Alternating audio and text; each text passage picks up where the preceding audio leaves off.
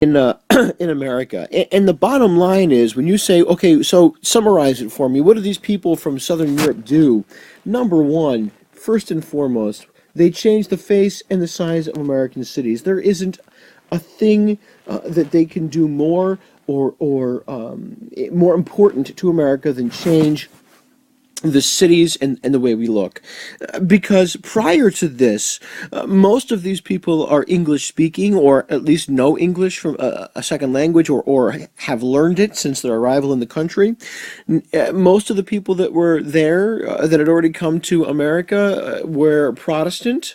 They shared a certain kind of Christianity. It's what being Protestant means.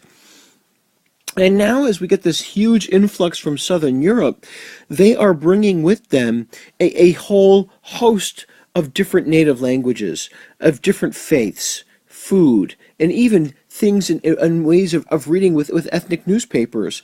And they make up a large portion of America's urban city population. And that's not just from 1880 to 1900, folks. We're talking about 1880 to the present.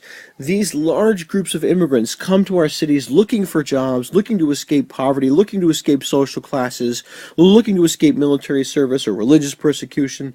And when they get into our urban areas, our cities, they are looking for people that are like them, people that speak their language, people that practice their religion, people that eat their food, have the same family structure. And so you're going to see these people begin to congregate into ethnic neighborhoods, neighborhoods of similar sounding and looking people from the same home countries.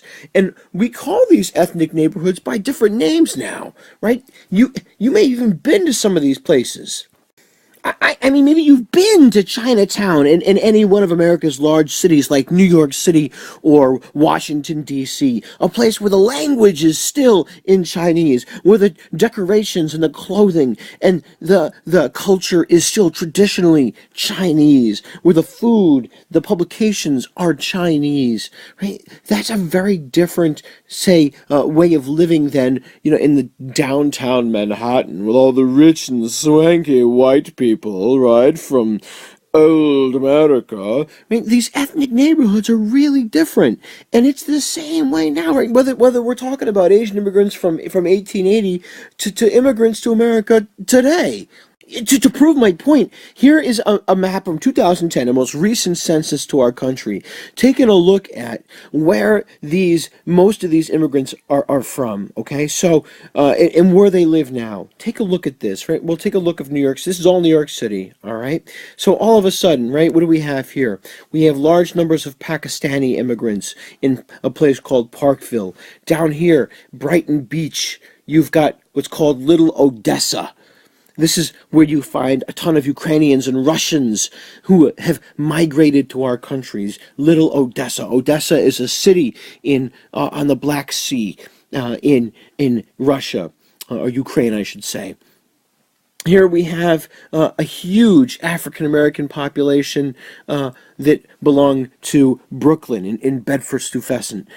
You've got over here, I should say, huge populations of folks that are coming from Central and South America. In particular, you have a large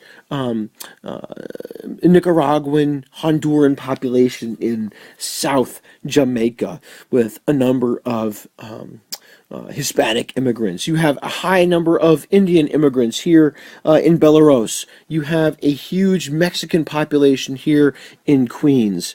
You have an entire area of Little Korea, which is exactly what I'm talking about. People from Korea who live in Queens here, Little Korea.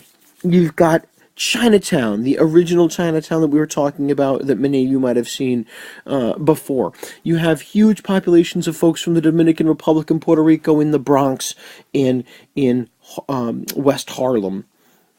The point I'm making here is that our cities are still clustered this way. You still have these pockets of people who are from different regions, who speak different languages, have different religions, but people who are coming here for a better life, a new chance at beginning. And where do they come in? Almost all of them pass through Ellis